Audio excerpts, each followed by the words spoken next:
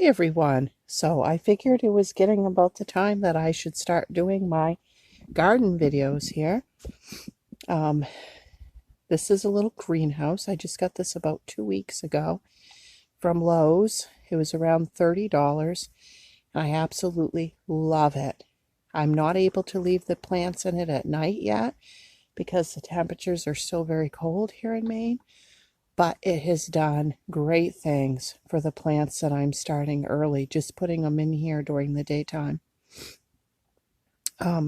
This holds exactly what I would need for space for being just a regular home gardener. And I can't say enough good about it.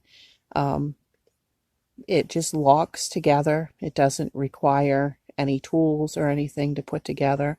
And my plans are to use this just in the springtime. And then once I'm able to get these plants planted in the garden, I'll put this in the basement and fold up the cover and put it someplace safe. And then it should last me many, many, many years. And you know, when you go to buy your plants, they are so expensive that something like this that can make it easier for you to get your plants started at home is very cost effective. So let me take a minute and show you what I got started in here. Some of the things that I started from seed have not come up yet, but I have here some Homestead tomatoes and Matt's wild cherry tomatoes. These are heirlooms. Some of them are just starting through because I actually had started some plants inside, and then when I got this little greenhouse I had more room, so I got some others started. These ones back here, I started inside a couple weeks before I got the greenhouse, and I have those labeled mystery tomatoes. Last year, some of the different garden tomatoes that we had, I saved the seed, but I wasn't getting it separated out by kind. It just kind of all went into one envelope after it was dried, so I'm not sure what the variety is, but they are doing fabulous. Look at them. And then the celery, I started those from scrap like I've done before. They're doing great. My little herb garden's doing fabulous. I got a little lettuce started back there from scrap. And then the other things haven't really come up yet. But additionally, I have, or they've just barely come up. They're not worth showing. But I've also planted nasturtiums,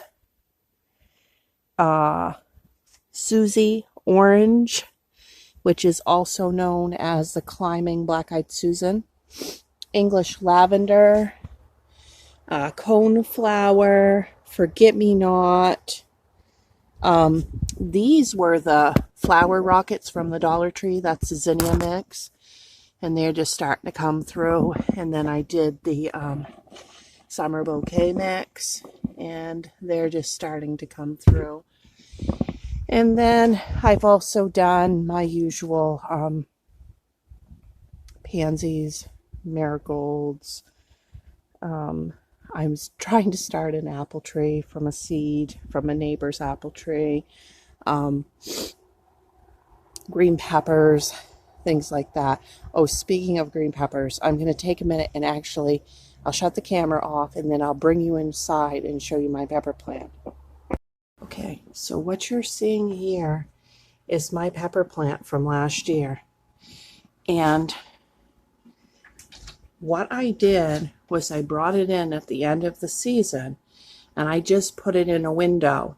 And it didn't really produce any peppers after like November, but it kept its height and it kept a few green leaves at the top.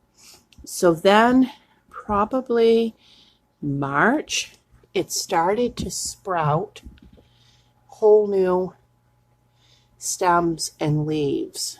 So I broke back the original stem which is right there. You can see where I broke it back to get rid of all of last year's. And all of this is new growth this year. I am going to be able to use this plant again. And you can see the little blossoms on it already, or the buds. And this was a Big Bertha Bell sweet pepper plant that I bought at Home Depot last year. Okay, right here is the rhubarb plants that I started last year, and they are already coming up. I haven't weeded or anything yet, but look, that's got a pretty good stalk. And then this one over here, that was well worth my time. Those are looking great. I can't remember if I can use a little bit of that this year or not. I'm going to have to look that up and find out for sure. I'll keep you posted. Okay, my husband's already started to work up some of my soil this year. We're going to do a bigger garden bed. And, oh goodness, I have so many rocks that I'm going to have to pick and go over this. And as you guys know, I have never had a rototiller, but I don't know. I may have to this year because I'm really not feeling up for the challenge of working all this soil. I had laid some cardboard boxes last year over some of the areas that I had planted just to try to make sure nothing sprouted up there, you know, after I was done gardening. And of course, my husband just kind of left them there when he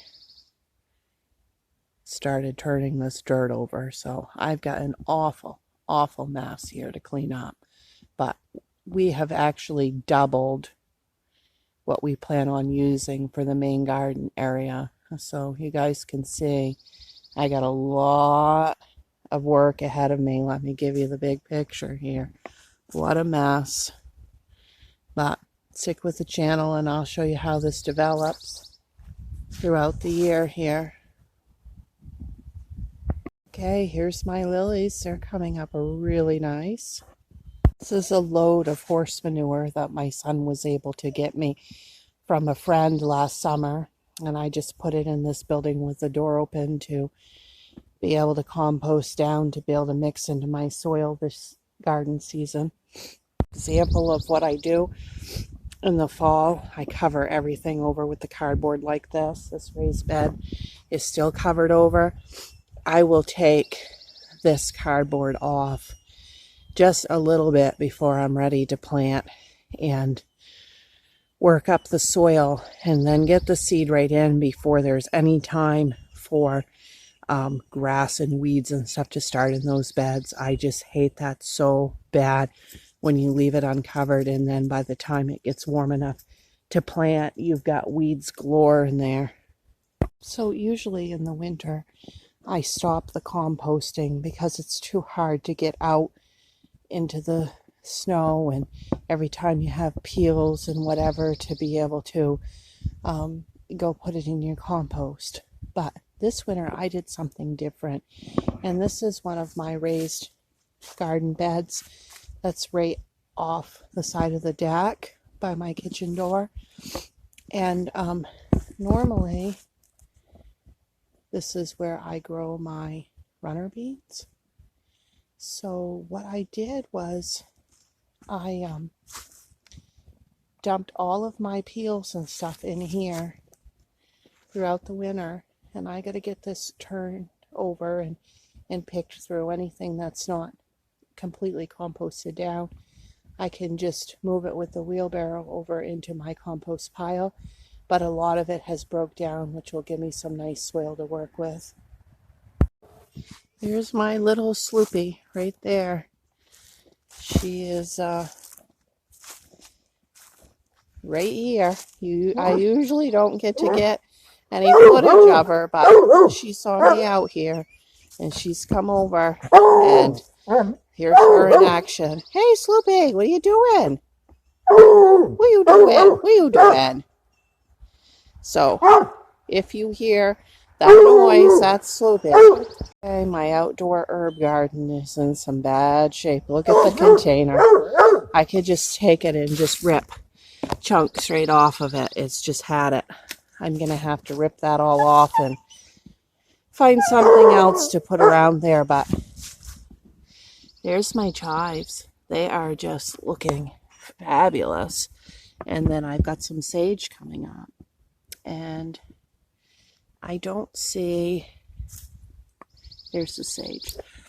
I don't see any mint started yet. I don't know, maybe it was too cold. Maybe I'll have to replant that. Remember, if I showed this last summer or not, once I actually got the sunflower painted on my sunflower tub. But there it is. And this is also where I had planted my new asparagus plants. And Sloopy has, can you see her acting like a complete idiot? She has basically claimed the front yard, and she has to have a place to go. I mean, she has to be chained out. And anyway, she digs in that all the time, and I don't have the heart to really shorten up her chain and, you know, not let her reach that. So I think my asparagus plants are done, and I think I will find a new place to plant sunflowers this year. And I did pick up some of those pretty metal ones from the Dollar Tree.